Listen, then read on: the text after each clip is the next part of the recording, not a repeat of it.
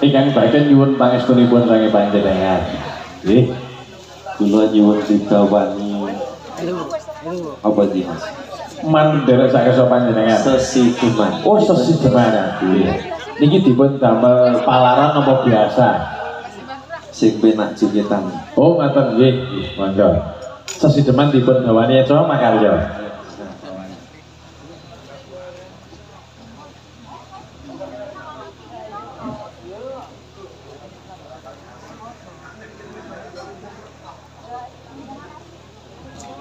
Kersanipun pamundhutipun menika dipun bawani ya disiapne.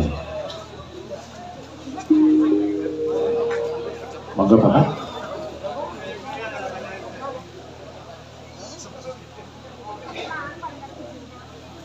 Nggih, Mbak Kasun, lha tak pelekoto malah diwakilke aku iki piye tadi. Salah ya wong tangi turu cekelin. Lah nggih kok. Wong kula jenengan kula suwi berkah malah diwakilke. Kula namung poke pucuke jenengan nggih. Intine niki kangge teman-teman sekalian Kak Gito ning ora ngerti jenenge lah kok nek sampe. Mas Arda Nek mandeg ning kono kuwi ora ora jenenge desa sing kuwi. Mugi-mugi teman-teman sekalian mangkenipun badhe ngedur wonten ing sak madyan Bebrayan Agung badhe bangun keluarga mugi dados keluarga ingkang bahagia sejahtera selami-laminipun. Amin. Mugi dados keluarga ingkang sakinah mawaddah warahmah mekaten. Amin amin amin. Selamat kangge pengantin sekalian. Amin. Sepiro. Wiwitane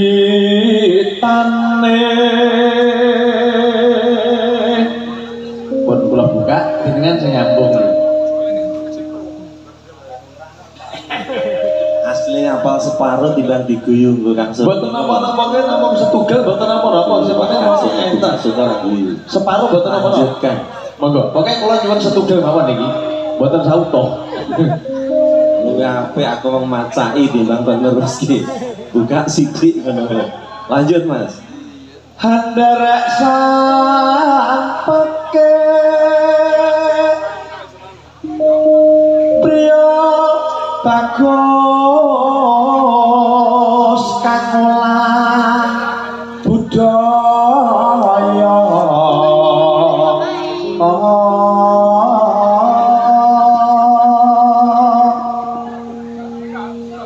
swan menyang kutha gedhe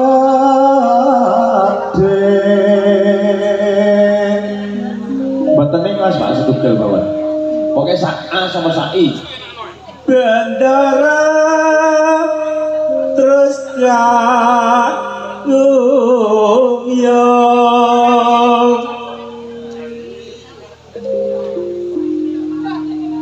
Selendang kuning kang saking bukir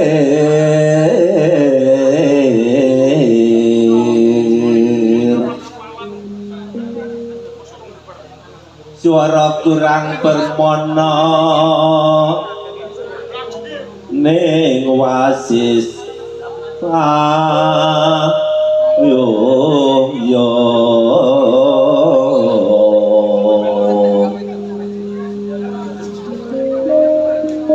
aku mrong marang Bendoro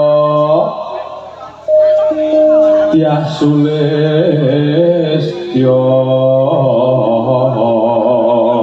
pijer incangake alis niki pucuke jenengan monggo terus tresno sesideman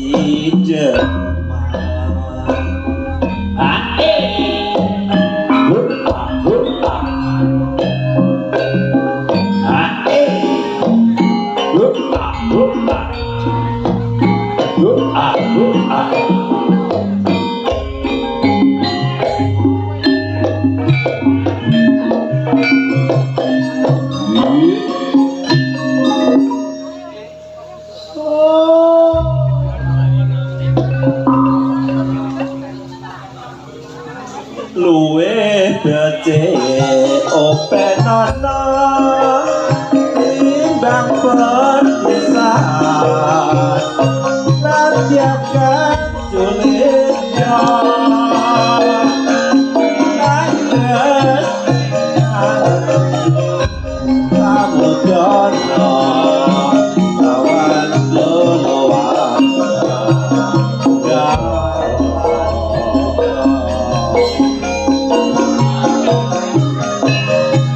lewat kicange alismu katuk keanglasya